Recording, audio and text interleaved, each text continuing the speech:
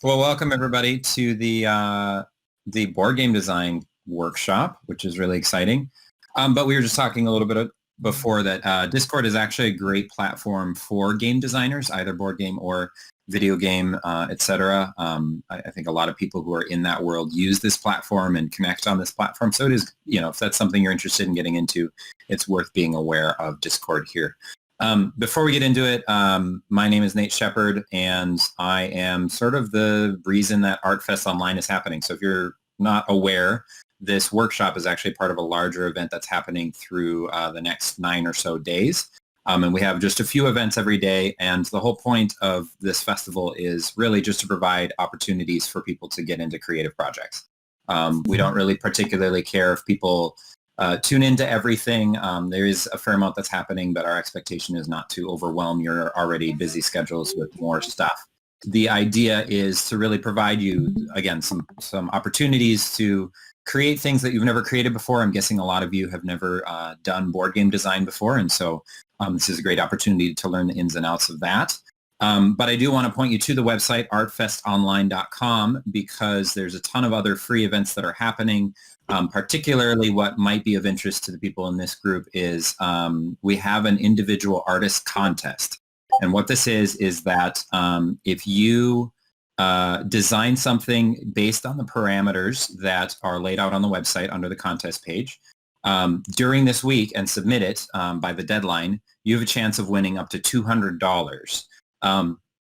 And I would totally love to see some custom designed board games. So if you're inspired by this and you want to create a board game, again, within the parameters that are laid out on the individual artist contest page, and you submit it, I would love to see some of that. Probably the best way to do it is to just actually film a short video explaining how the game works and maybe showing some of the prototype stuff that you created for it. And so just look into that. Again, we've got a ton of other events that are happening. And so if you're interested in participating in some other stuff, you can head over to ArtFest Online and check some of that stuff out. So I've rambled enough. I'm going to hand it over to Andrew Voigt.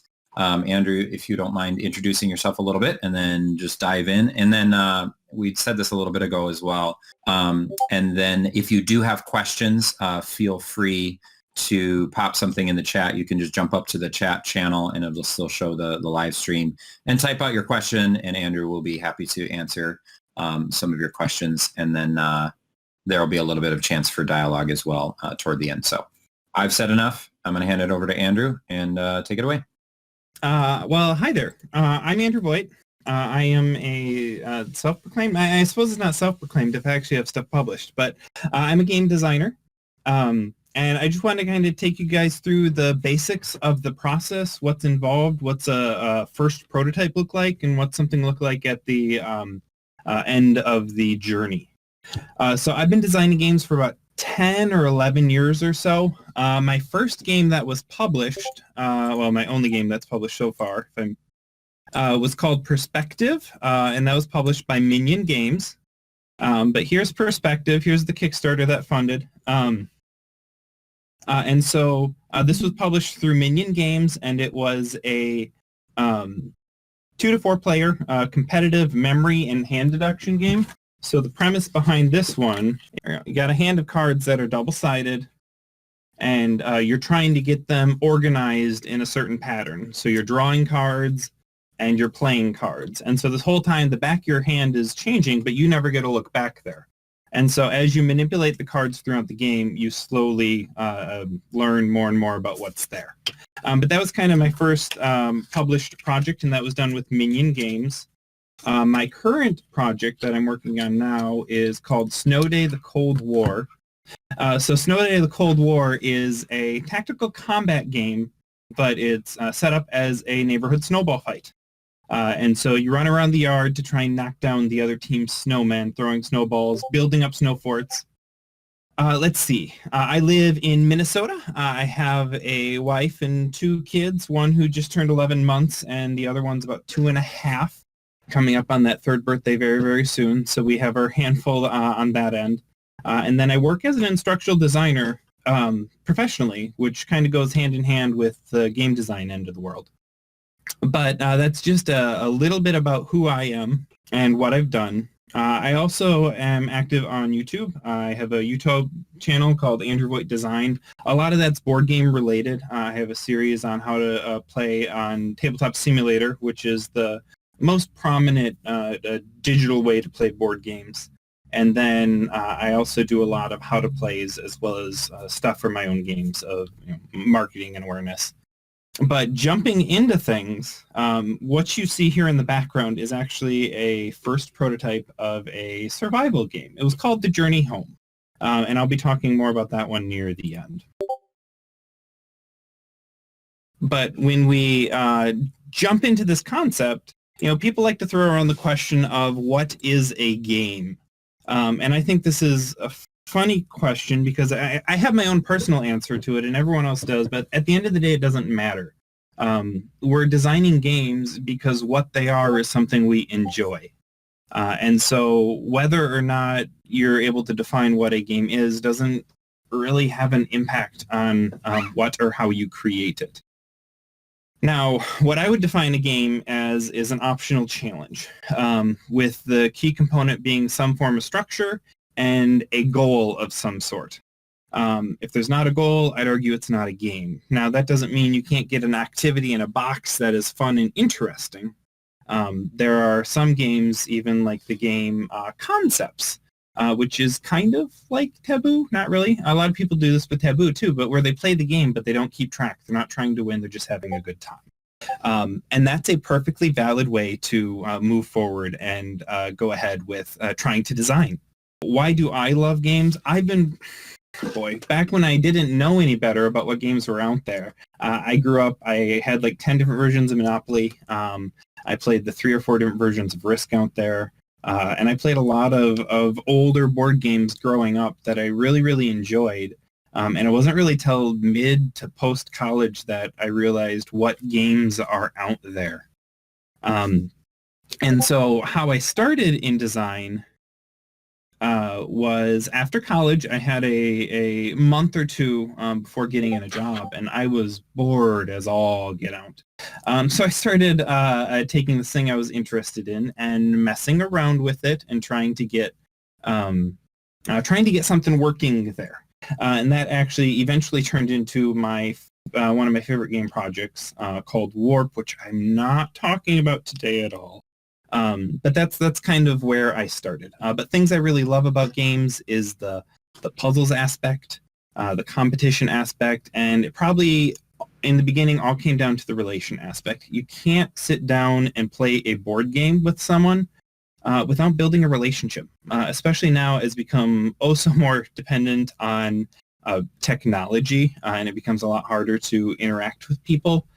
Just because the screens that are out there, the pace of our lifestyle, even in this case, to some degree, you guys are all here and you guys are typing in chat, but I'm more or less talking to a camera.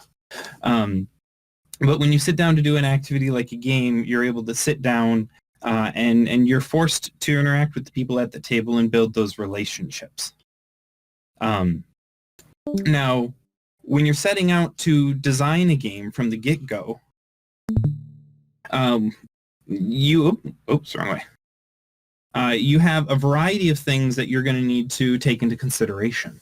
You have games that are simple and light that can take as long as 30 seconds to a minute, and then you have games that are complex and as depth that can take 8, 10, 12, 15 hours. And so when you're talking about, what is a game and why, what is a game and what are you designing, there's really such a broad range in there that when you start out, it's helpful to have a handful of things in mind. And first and foremost, we're going to talk about art and thematics and graphics. And graphics should be graphic design end of it. Because as you're designing a game, the aesthetic is very important. One of my favorite jokes when it comes to building prototypes and having strangers test your game is you've made some changes to a game and you feel really good about it as a designer, and you sit down and you play it with some strangers and the game goes fine. And at the end, you're talking through some of the feedback you're looking for, and one of them stops and says, the game was fun, but I could have really used art. and which is really funny because during a lot of the design process of a game, you're using placeholder art, and that's not something that the designer has access to. But on the other side, when you're talking about the end product of art, that final visualization of your game is very, very important to the total experience. So you as the designer have to have this concept, has this concept of what's my end goal like versus what's actually there on the table. I'm going to pull up a couple examples, and this is back to Snow Day. That's the so this is one of the end versions of the game and what it looks like. This is a final picture of what the vision of Snow Day is. We have this colorful backyard with a group of neighborhood kids, and they all have their special skill sets. Like this one's good at climbing, this one's good at uses her sled to both move faster across the snow, and she can hold up her sled as a shield. So you have these thematic elements that are always part of the vision of the game, but a lot of times your play testers aren't going to be able to see that. For example, here is one of the first versions of Snow Day. That same game, we have a big whiteboard that's literally just grid paper. There's nothing on it, with a handful of characters, generic pawns that are thrown on there. And that was the whole game. And so you sit down and play with someone, and they can't quite see that end vision. So as a designer, you have to have that moment past of how do I create an experience that includes a visual component, but when your game isn't solid enough, it doesn't make sense to put the effort into those visual components because realistically, anything from this early stage of the process ends up getting thrown out. And so then beyond the art and thematics end of it, there are some games that rely heavily on art and thematics, and they don't have much of a game to them. And so where the purpose of these games are to entertain an interesting story.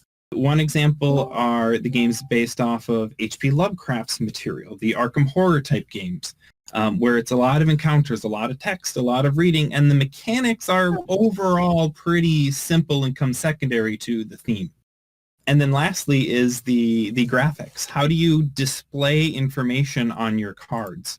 One of my favorite examples of this, Perspective, is a game with a bunch of colored cards, and each of these colored cards has a corresponding action. My very first prototype of this game was this one up here. Literally, I had white cards with black text on it saying yellow, blue, red, green. I didn't even have the actions that those colors performed listed on the cards. I sat down and played this with a group of people, and a lot of people played the game, and they're like, I don't think it'll work. But I had that final vision of it, and I understood what was going on. So I was able to look past what those players were able to see and say, no, in my final version, I feel like the art and the mechanics are going to fit better together. Next is mechanics. The mechanics are what I think a lot of people would think of the game part of the game. And one of my favorite spectrums in this conversation is the concept of depth versus complexity. How complex is your game, and does it merit does the enjoyment someone gets out of it merit how hard that game is to learn?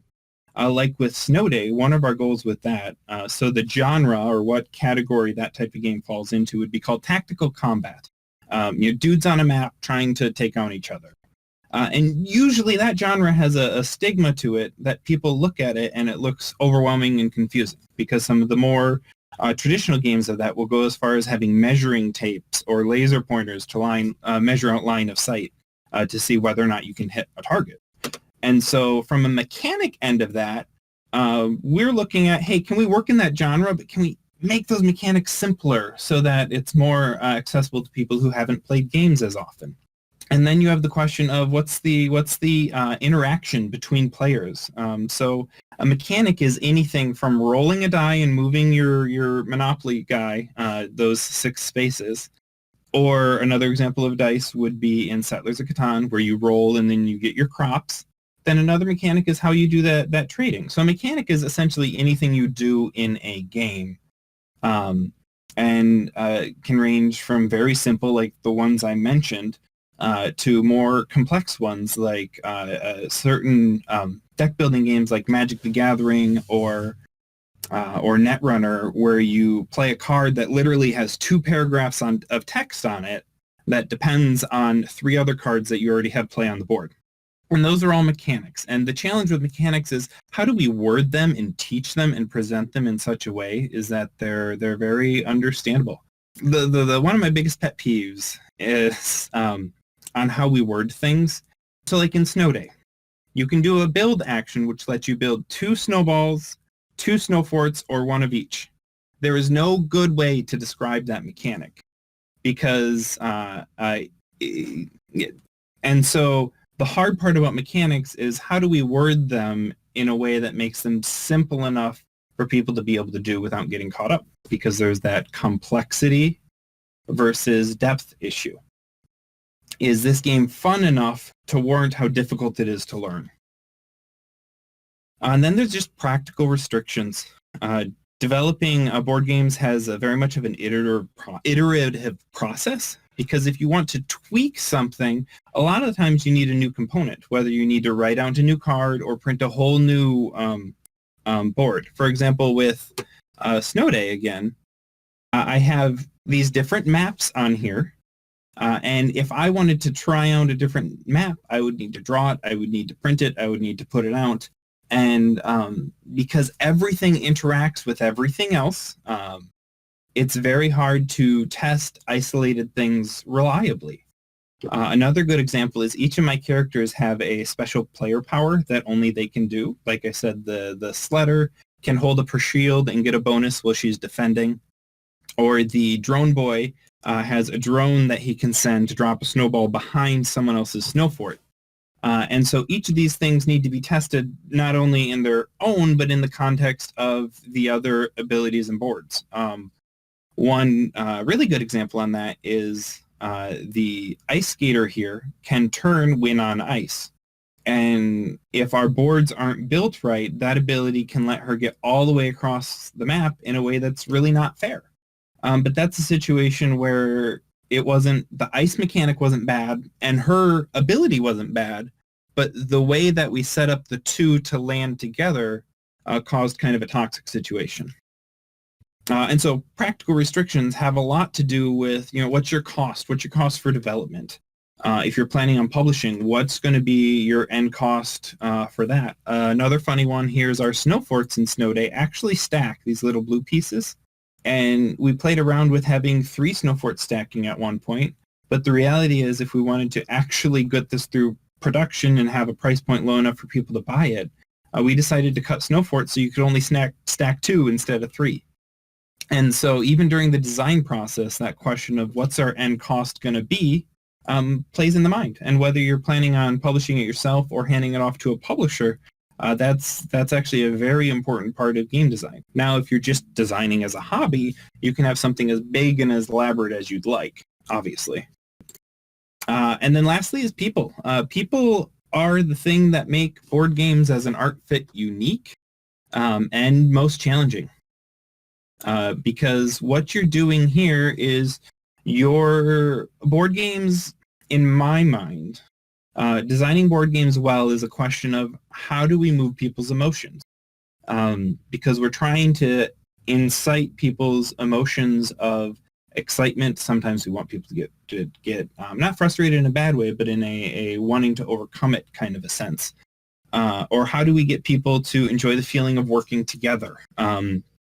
Or one of my projects, The Dark Forest, is essentially a horror board game where it's my attempt to use a board game to tell a story. But the premise is everyone has an individual character, and you all have a different reason for being in the woods on Halloween night. And the long story short is you all have a mission to accomplish. If you accomplish it, your character goes through character growth. And if you don't accomplish it, then they end up having some terrible result.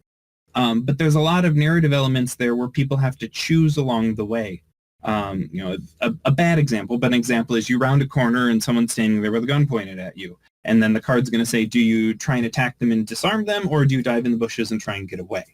And so my goal there is to try and control the writing in such a way that really involves the players in their situations to try and get them role play in a board game. And my original goal when I made that game was asking the question, can I make a board game that actually makes people feel emotions?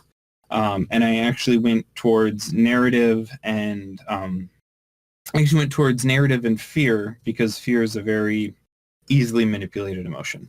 One of my newer projects, which was the one on the original slide, this one here, my end goal with this one is to get people to get a sense of exploration and discovery. It's called The Journey Home, and the premise is you and your group have arrived on your plane crashed on a desert island, and you need to explore and make your way off the island. But every game, the setup changes in its own way, so you're never going to escape the island the same way twice. And my goal there is, can I create a board game where throughout the process of playing, we have a sense of exploration and discovery? I'm about 10 slides ahead of where I meant to be right now, but so I guess at this point I want to pause and kind of hear where you guys are all sitting. If anyone has any questions or observations at this point. Oh, when do I start making a rulebook for a game? So when do I start writing a rulebook for a game? There are a few different philosophies on this. I don't write rulebooks for my game. This is actually one of my goals for my over the next year, is I want to go back and actually write rulebooks for games I haven't. For myself, I only ever write a rulebook where I plan to pass the game off to someone else. So if I'm planning on having a conversation with a publisher about a game, then I'll sit down and I'll write the rulebook. If I'm planning on handing out my design either digitally or physically for another group to play, that's when I bother to sit down and write a rule. A lot of other designers like to write their rule books as they go, which I don't think I'll ever do that, just because you iterate and change between your game tests a lot, and it would just be a lot of wasted time and energy, I do believe, writing rules. So I guess to answer that question as succinctly as possible, I begin writing my rule book when I need someone else to play my game without me. But then that process of writing the rulebook really helps you identify those fine-tuned situations that you sometimes overlook. How do you choose between mechanic and story? That is totally up to what resonates with you. I am a bit of a snob, even when it comes in the design community, about mechanics and stories matching up, because in my opinion, the two should not be separate. If I'm playing a game that has a story to it, if I'm playing a game that has a strong theme to it, I want the mechanics to make sense within that theme. But I'm also someone who, so I think that's the easiest way to say it. Now, how do I choose between mechanic and story? So perspective, and I'm learning to become a little more flexible on this. Perspective does not have a theme. It has a loose sense of, oh, these are the elements. We used wind, water, fire, and earth. But those don't tie into the actual actions. And in my mind, perspective was always an abstract game, essentially a game without a theme. But something like The Dark Forest, where my goal was to create an emotion, in that case, I'm going to pull up a picture of that one just a second. In that case, my goal was to create the theme first. And so really, there we go. So really, to answer that question of whether I choose, or when do I choose between story and mechanic, it comes down to the game. When I'm designing The Dark Forest, if I had a situation where my mechanic came in conflict with my narrative, I would let go of the mechanic to keep the connection to the narrative. So for something like Warp, which is a tactical combat game, sci-fi, where you have lasers and wormholes and things like that, This was very much a mechanics first design. My goal in making this game was, well, I'm going to talk about that later, but essentially I wanted to see if I could work in a genre that relies heavily on chance and have no chance in the game whatsoever. So with Warp, my primary focus was mechanic over thematic. One of the things I'd like to do with this is go back and write a little bit of more narrative to it, because right now it's just a pretty coat of paint on some good mechanics, and there's no actual theme to it. Where do I get inspiration from a game? I will cover that a lot more near the end, but for myself, I'm a big video gamer, and so I actually get a lot of inspiration from the video games I play. So The Dark Forest, which was that narrative You're Lost in the Forest game, how do we create a game to tell a story and create an emotion? I would say my two biggest influences for that were actually the video game Long Live the Queen, which is the most fun you can have as being a teenage girl. The objective of that game is you're essentially overseeing the education of a young princess who's set to become queen in a year. And depending on how you educate her and the choices you ever make throughout the year, the story can end in a variety of different ways, from you dying from eating bad chocolate, spoilers, to you becoming an all-powerful sorceress, to you becoming a benevolent queen over your people. And I thought that was such an interesting way to dive in and tell a story, and that I wanted to see if I could do that same sort of thing in a board game. And then for the Yogg is the other one that the Yogg is another video game that inspired me to try and do that story end of things, which that's like a 10-minute game where you play, where you're in a small town where apocalypse is about to happen, and your character just goes through and lives their daily choices throughout the week. And then the apocalypse happens, and depending on what you did or didn't do that week, the end of the story changed. But those were two video games that had very good emotional through lines, or at least very good opportunities to build emotional moments. And I said, hey, can I do this in a board game? And so I'll get to this question more near the end of our time here. But in short, I get a lot of from board games, and then I also get a lot of essentially seeing what other people did and me not liking it, or just seeing if I could do it differently. You know, Perspective is that memory and hand management game, and that took inspiration from the card game Hanabi, which is a cooperative game where you never get to look at the face of your cards, where it's always facing your partners. And I basically said, is there any way to do that same kind of concept, although doing it in a competitive setting rather than a cooperative setting? All right, I have a few more things I wanted to go through. If no one else has any questions they want to jump on at the moment. And so with all of these concepts that play into game design, we have to ask our question, what's our design goals? Because the reality of the situation is every one of these is very, very, very important. And unless we start out with saying, what's our design goal, we're not going to be able to balance all of them. You know, that goes back to the question of how do you choose between mechanic and story?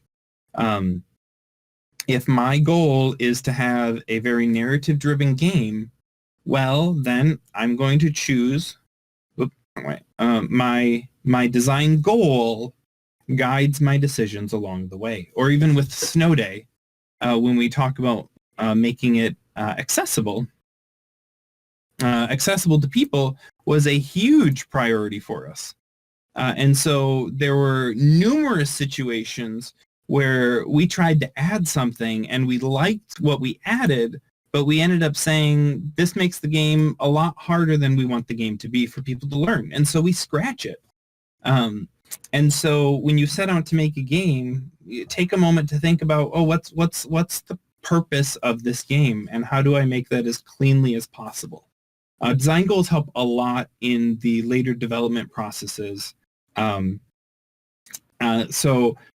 My theory on a good way to build a board game is to build too much and then start chopping pieces off. And when you get to that chopping pieces off stage, how do we remove rules and mechanics and paragraphs from the rule book? Okay, and so when we talk about design goals, It's a question of what's the focus of your design. Now, especially if you've never designed a game before, that sounds intimidating. You're like, how do I make all these hard decisions? And the truth of it is, to be fun is a good goal. It's not good direction, but it's a good goal. Where if it's just something interests you, go for it. And as you start to get a taste for the design process, then you can step away and say, no, I didn't realize it at the time, but this was really important to me when I thought of this game idea. And so a lot of it is through trial and error and just experimentation. And so really, what I've written in my notes is, to be fun is a good goal, but it's not very helpful.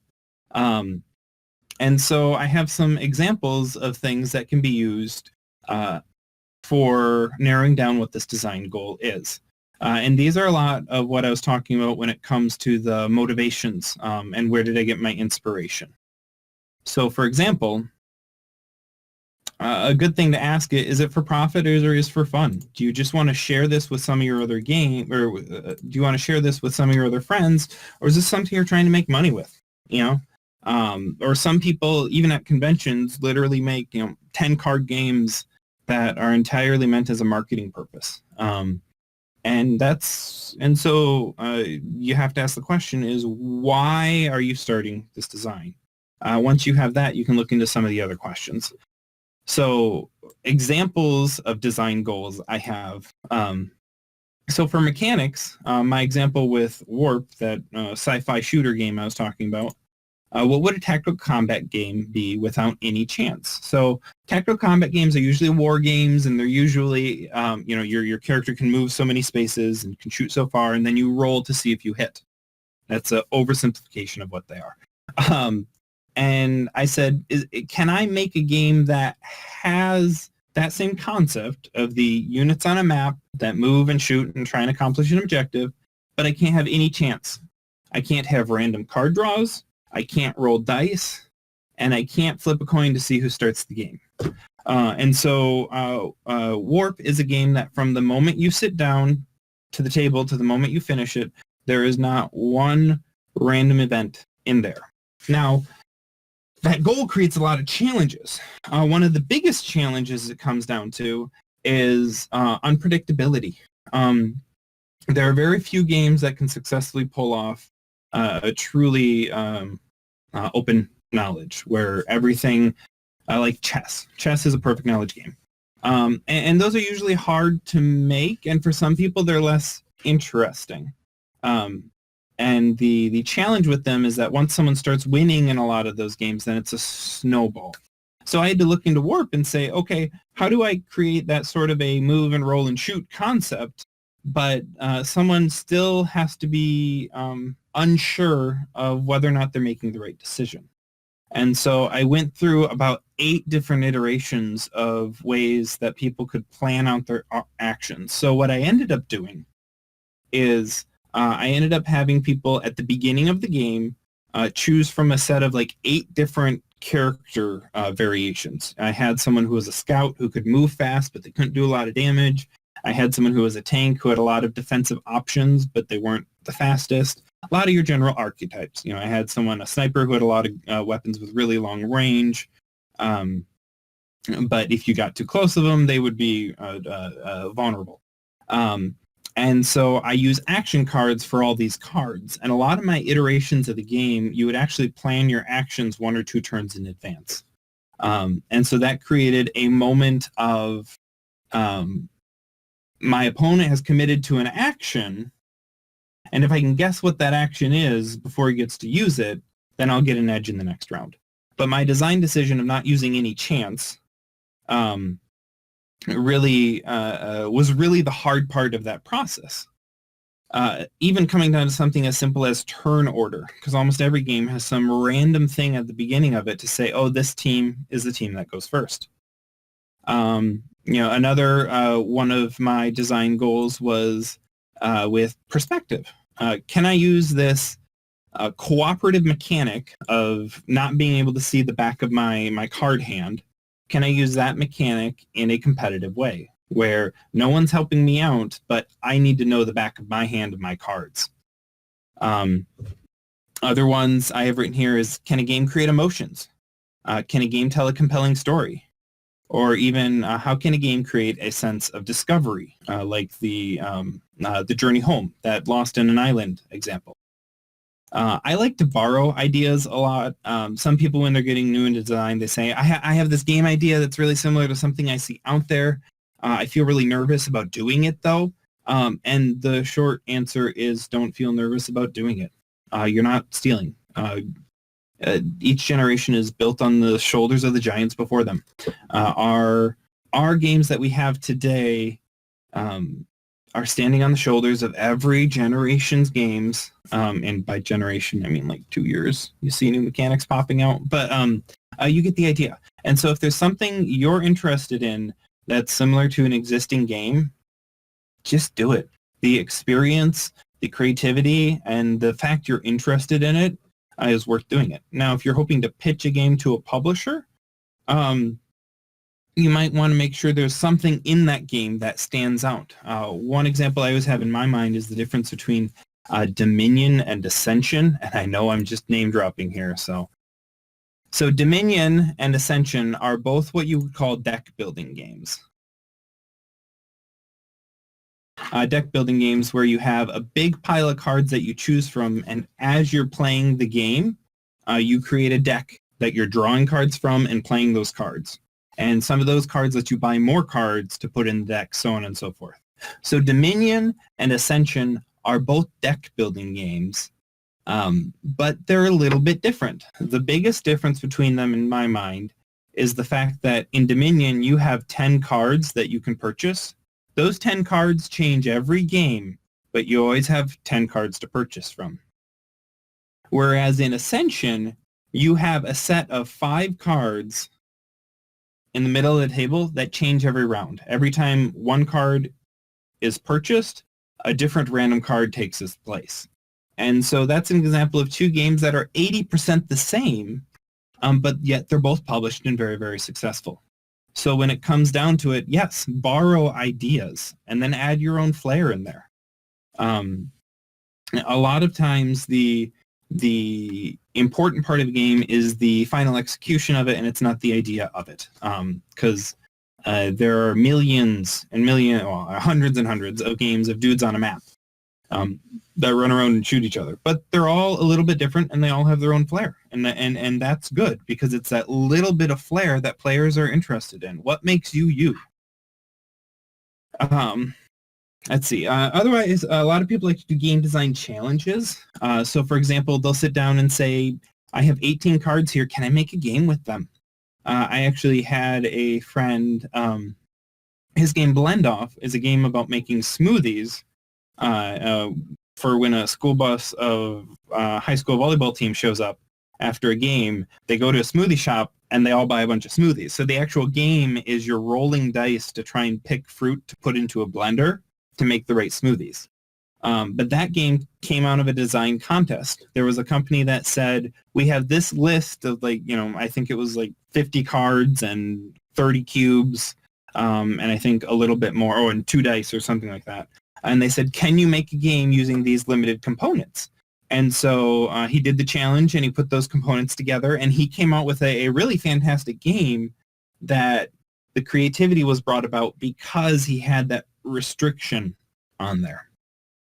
I'm someone who likes to try and improve things a lot, so a lot of my designs are seeing something someone else tried and simply asking, do I think I can do it better or in a more interesting way? And not even to, when I say better, not even to put down their work, but there's an aspect of that game that I really liked that I want to draw out. A big one is the narrative. A lot of games have some sort of story and narrative to them, but a lot of them don't give that part of it much attention, which is where the Dark Forest came, is saying, can I take that part of these games and draw it out to make it still a game, but also not reading a book? And the hard thing with that is, how do you get someone to read several pages of text over an hour without getting bored or feeling like they're just reading? So I wanted to do a quick overview of Snow Day's journey, just where Snow Day came from and where it is today, just so you can see a little bit of the design process. We're running short on time, so I'm just going to kind of pick a few pictures along the way. We already looked at this first one here.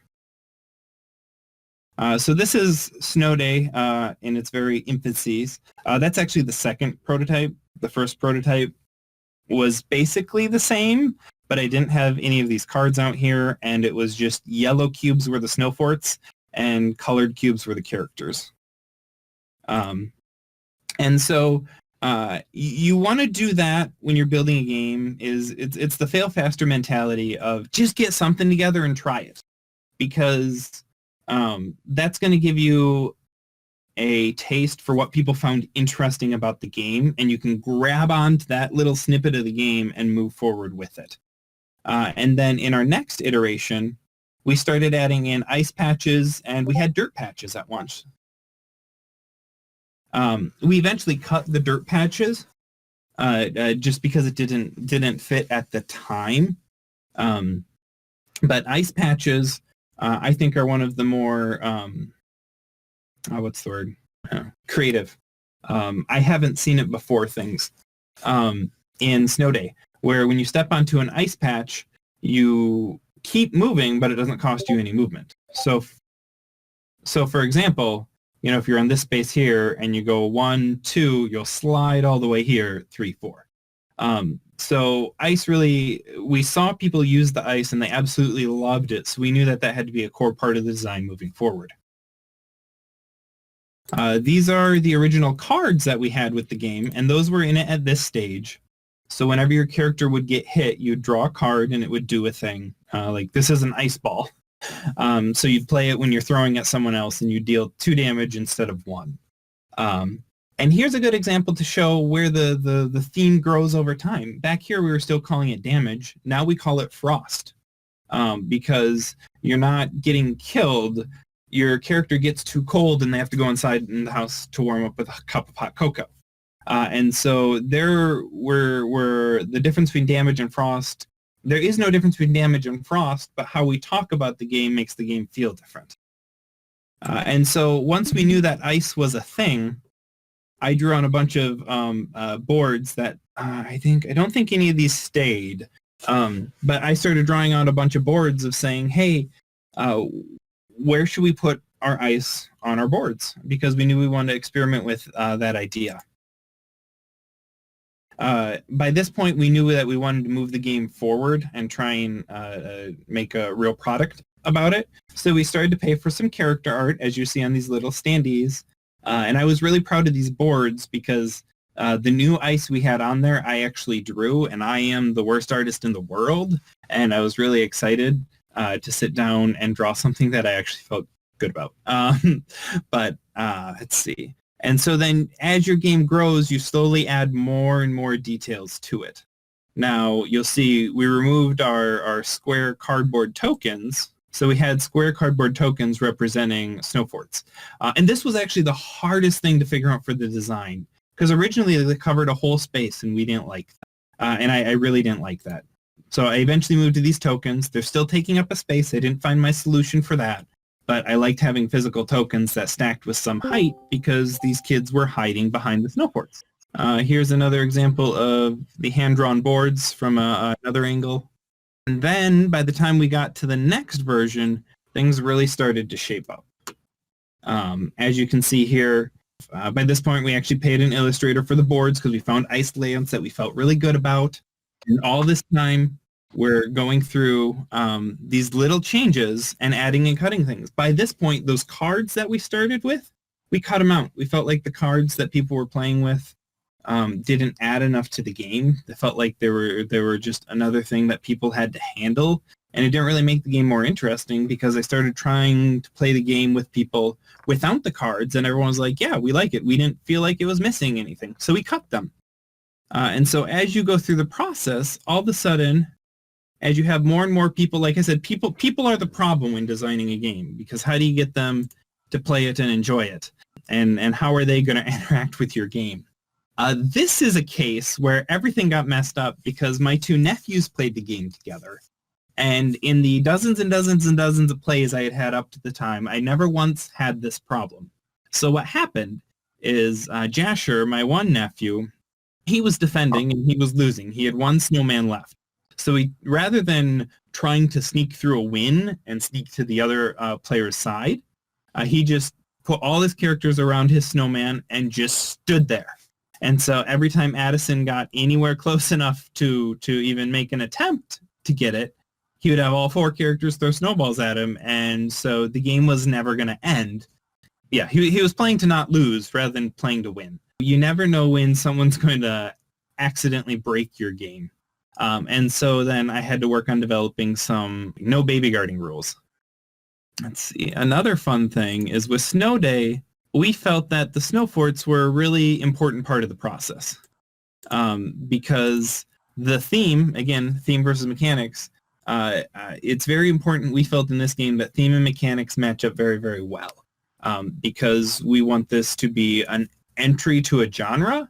So we need it to be appealing from a mechanics perspective from everyone who plays the genre, and yet we need it to be a welcoming thematically for everyone who hasn't played it before. And we felt a snowball fight is a really good situation where people can imagine it going on in their head, and the rules all make sense in that context.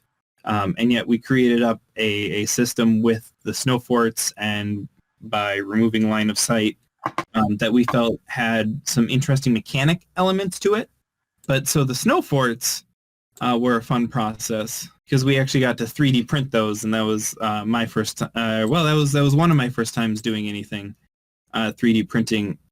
Sam's going to be mad at me if I don't show this one because he printed these snowmen for me. So at one point early in the process, we were thinking, oh, it'd be really cool if our snowmen were actually made of 3 pieces. That way we could have a game mode where you're trying to build a snowman rather than knock it down, and that way you have to knock a snowman down in pieces.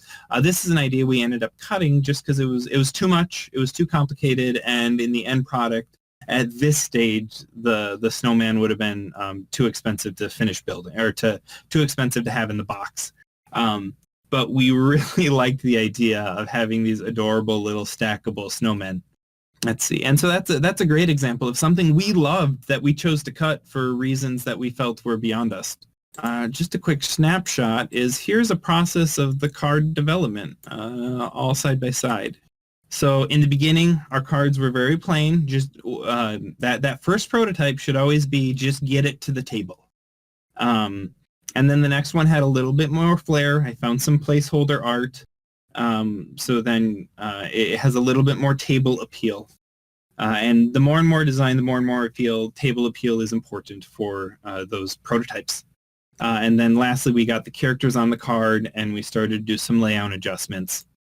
And then these are actually, it's going to take forever to load, but these are the current version of the cards. There we go.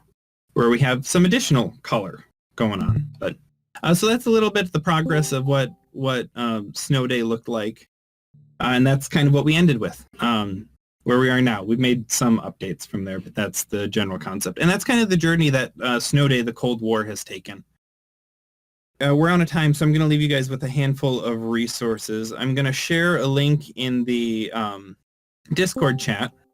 This link will get you to a page where I have some resources listed down at the bottom that are going to tell you what's useful for a game designer getting started. What are the Facebook groups you need to be in? And what are some of the tools? How can you learn to do it well? So I'm going to go ahead and just paste this here. And if you can't access that, I will make sure to adjust the permissions afterwards. But I'm going to talk through just these resources quick, and then we're over time, so we can be done, but I'll sit around and talk if anyone likes to. First thing I want to mention is the Game Crafter. It's where I get all my prototypes printed. But the Game Crafter has a phenomenal service, and they're very, very involved with the community. I highly recommend them. And then we have Component.studio. Component Studio is a prototype design software. There's actually a tutorial series that I made that you can find on the web. There's a link to the YouTube.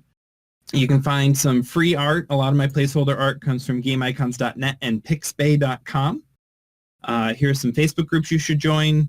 If you guys are interested in doing any game design, I highly encourage you to get out there. Just try it. Get some paper out, scratch some ideas down on paper, and literally my first cards that I ever made, I had taken an Excel spreadsheet out, and I had just wrote the card detail in single cells of Excel, printed that page out and cut them out. So I had teeny tiny cards that were about that big that I was trying to play a game with. That's all I have, so I want to take some time to answer any questions. Sam, I don't test my games. I just put them together, and they always work perfectly. So one of the things that are on that resource list is I mentioned Protospiel and Facebook groups. Playtesting is very, very, very hard to come by because a lot of times you want people who are fresh to a game to play it. And so your two main sources of playtesters are going to be your close friends who may play your game again and again and again. And that's good because they get a look at it from an experienced point. Secondly, a game design group. Samuel, who's in this group, is one of the guys that I oftentimes play my games with, as well as Scott Eaton, who you may know of as the co-designer on Codenames Duet. And so we would play each other's games a lot to try and run it through the ringer with experienced eyes. And then we go to events like Protospiel. Con of the North is an event local to Minneapolis that has a lot of people playing games on. So really, whoever you can beg, borrow, and steal to do it is the hard thing. Now with everything going on with the coronavirus, it's a little bit easier to do so digitally. But what was a game that blew away your mind when you first played it? And you guys can open up your mics for this. I go ahead and we can have a conversation at this point. What was a game that blew away my mind when I first played it? Spirit Island actually is a new one that I absolutely loved. I think it came out a year or two ago. But the premise is it's a co-op game. So you and the people you're playing with are different spirits that inhabit an island that Outlanders are trying to come and develop and establish the land. And so you're balancing resources from maintaining the health of the land and driving out the invaders. And that one has a lot of layers to it. I think I didn't actually know how to play the game till I played it my second or third. That one's Spirit Island. How do you find a company to produce your game? That's a funny question. It depends, Billy. So with Perspective, like I said, that was published by Minion Games. I actually knew the owner of Minion personally by going to different board game events. And so, it's the board game industry is very, very friendly. Everyone wants to help you there. So it's very easy to sit down and meet important people if you're showing up to these events. And so we were actually at a Protospiel. I went to lunch and someone else was playing my game with him because I left it behind. And when I came back from lunch, James, the owner of Minion Games, waved me down and told me he wanted my game. So that was kind of funny, but that is not the normal process. So the real way of pitching to publishers is what you're going to do is usually before a big event, you're going to send out emails to any publisher that might be interested in what you have. And that is a hour-long lecture in itself. But part of that is doing what research you can to see if they want games similar to the ones they already have, or if they want games that are brand new. But before a big event, and by before I mean 1 to 3 or so months in advance, go ahead and send out emails saying, hey, are you going to be at such and such event? I have a game you might be interested in. Here's a 1-minute video that's a pitch, or 2-minute or 3-minute, just not very long. Here's a quick video that's a pitch of it. I'd love to be able to sit down and show you my game. Are you planning on being there? And do all the typical sales strategy thing of don't do a bulk email. Make sure there's something personal in there. Give them a reason to open it. And then they'll open the email and they'll say, yeah, so-and-so is looking at pitches for our company, and you can set up an appointment with him. Here's his email. And that's how it goes a lot of time. And then you meet them at the event. You pitch them their game. After you pitch the game, which is usually a 5-minute sit down and show me what you got. If they like it, then they'll say, okay, do you have a copy I can play? You leave that copy with them, and they take that and play that with their own people, and then usually get back to you and say yay or nay. I mean, usually it's nay, but not always. Now, in the board game industry, it's very, very common for people to try and be self-publishers using crowdfunding, and that's what I'm attempting with Snow Day: The Cold War. Myself and a friend called Joel McGuire have been working on that. But yeah, that's how you would find a company to produce your game. It's you just reach out to them. I personally got tired of doing that, not just because it was a lot of rejected, but it felt like a lot of wasted time because I was spending a lot of energy just trying to present my game rather than to improve it or make something happen. And so you really got to ask yourself, you got to really check with yourself of what your motivations around doing it are. But yeah, build a big list of publishers. And oftentimes, a lot of times, conventions will publish who's going to be at their convention ahead of time. Go through that list, see the companies that stand out, and send them notes. Other than that, it's get involved personally. Just up here in Minneapolis, I know personally the publishers of Root, which is probably one of the biggest games of the last year. I know the publisher of Floodgate Games. I know the publisher of it's a Role Player and Thunderworks game. And it's just a matter of building those relationships. And any of those people, as far as I would know, if I said, hey, I have a game we want to show you, would gladly sit down and play with me for me to pitch it to them. But the reality is I have made a choice, at least for the time being, that I haven't pitched to a publisher in several years now. All right. Well, I am recording this, and I'll probably put it up. I'll give it to Nate to put wherever they're planning on putting it, and then I'll probably put a copy of it on my YouTube channel. Please, if you have questions or you want me to point you in the right direction of how to get started, go ahead and send me an email or ping me on Facebook or Discord. My name's Andrew Voigt. You can find me at Andrew Voigt Design on Facebook and on YouTube. Or you can leave a note in this Discord chat as well. Go ahead and friend me. The board game community is so friendly and helpful that it's not very hard to find support. Yeah, thanks, Andrew. Again, we have a ton of stuff going on over at rfestonline.com, including this occurs to me that starting in actually about 45 minutes, is another workshop that's a choose your own adventure creative writing workshop. So it kind of fits with what Andrew was talking about, the board game. And so so if you're interested in that, you can check that out. And yeah, I think that's all. Thanks, Andrew. And get out there and create some stuff. Thank you all. Have a great day.